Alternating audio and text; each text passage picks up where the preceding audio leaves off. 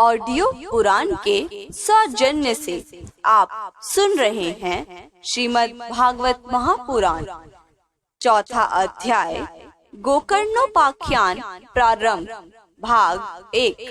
सूत जी कहते हैं, मुनिवर, उस समय अपने भक्तों के चित्त में अलौकिक भक्ति का प्रादुर्भाव हुआ देख भक्त वत्सल श्री भगवान अपना धाम छोड़कर वहां पधारे। उनके गले में वनमाला शोभा पा रही थी। श्री अंग सजल जलधर के समान श्याम वर्ण था। उस पर मनोहर पीताम्बर सुशोभित था। कटी प्रदेश करधनी की लड़ियों से सुसज्जित था। सिर पर मुकुट की लटक और कानों में कुंडलों की झलक देखते ही बनती थी। वे त्रिभंग ललित भाव से खड़े हुए चित्त को चुराए लेते थे। वक्ष स्थल पर कौस्तुभ मणि दमक रही थी। सारा श्रीअंग हरिचंदन से चर्चित था। उस रूप की शोभा क्या कहे, उसने तो मानो करोड़ों कामदेवों की रूप माधुरी छीन ली थी।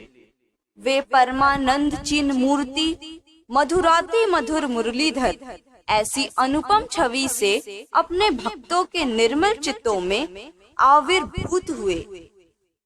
भगवान के नित्य लोक निवासी लीला परिकर उद्धव आदि वहां गुप्त रूप से उस कथा को सुनने के लिए आए हुए थे। प्रभु के प्रकट होते ही चारों ओर जय हो की ध्वनि होने लगी। उस समय भक्ति रस का अद्भुत प्रवाह चला। बार बार अबीर गुलाल और पुष्पों की वर्षा तथा शंख ध्वनि होने लगी। उस सभा में जो लोग बैठे थे उन्हें अपने देह, गेह और आत्मा की भी कोई सुधि न रही। उनकी ऐसी तन्मयता देखकर नारद जी कहने लगे, मुनीश्वर गण, आज सप्ताह श्रवण की मैंने यह बड़ी ही अलौकिक महिमा देखी। यहाँ तो जो बड़े मूर्ख, दुष्ट और पशु पक्षी भी हैं, वे सभी अत्यंत निष्पाप हो गए हैं।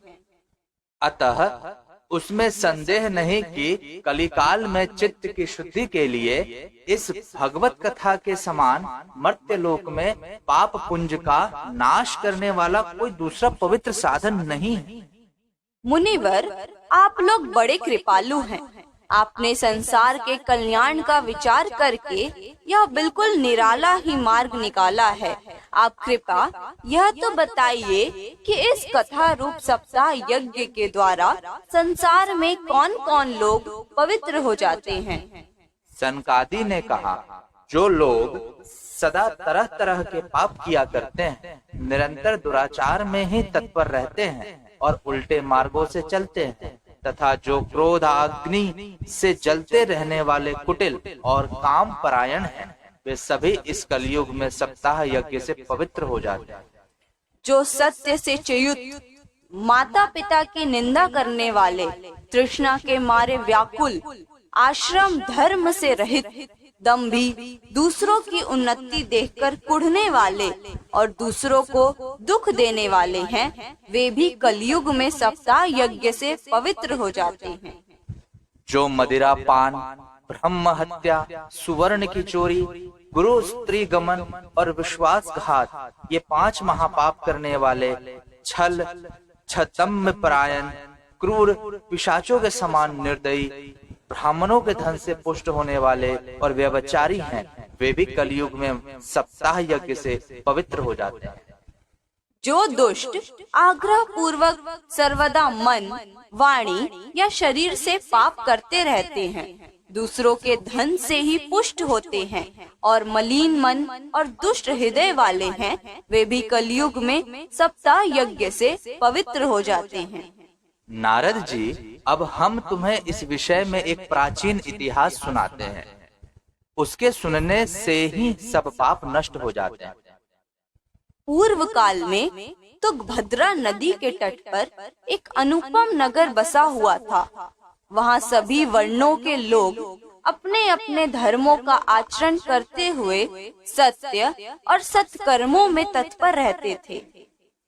उस नगर में समस्त वेदों का विशेषज्ञ और श्रौत स्मार्त कर्मों में निपुण एक आत्मदेव नामक ब्राह्मण रहता था। वह साक्षात दूसरे सूर्य के समान तेजस्वी था। वह धनी होने पर भी भिक्षाजीवी था। उसकी प्यारी पत्नी धुंधली, कुलीन एवं सुंदरी होने पर भी सदा अपनी बात पर अड़ जाने वाली थी। उसे लोगों की बात करने में सुख मिलता था। स्वभाव था क्रूर, प्रायः कुछ न कुछ बकवाद करती रहती थी। गृह कार्य में निपुण थी, कृपण थी और थी झगड़ालू भी। इस प्रकार ब्राह्मण दंपति प्रेम से अपने घर में रहते और विहार करते थे।